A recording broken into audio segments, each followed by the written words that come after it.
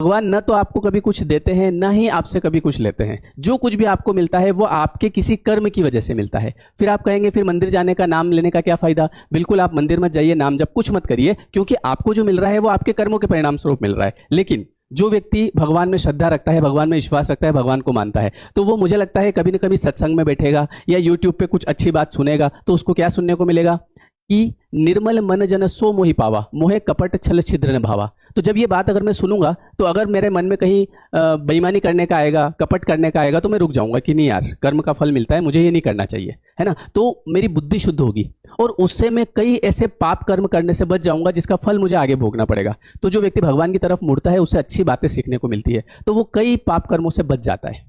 और जो व्यक्ति भगवान में विश्वास नहीं रखता, तो उसके दिमाग में क्या आ रहा है, कोई भगवान नहीं होते हैं, तो फिर वो कई ऐसे कर्म करेगा, बोले अरे कुछ नहीं होता है, जब भगवान नहीं है तो कर्म का फल कौन देगा।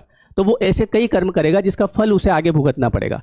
तो जो भगवान की तरफ मुड़ता है ना, उसकी बुद्धि शुद्ध हो जाती है। और जहां सुमति वहां संपत्ति नाना, जहां कुमति वहां विपत्ति निदाना।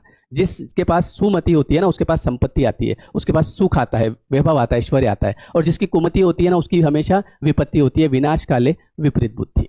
तो इसलिए जब आप भगवान की तरफ जाते हैं तो आपकी बुद्धि शुद्ध होती है। ऐसा नहीं कि भगवान की पूजा करने से भगवान आपको नौकरी दे देंगे, वो तो आपके कर्मों से मिलेगी, लेकिन बुद्धि शुद्ध होगी तो आप अच्छी पढ़ाई कर पाएंगे, अच्छे काम कर पाएंगे, जिसका फल अच्छा बनेगा।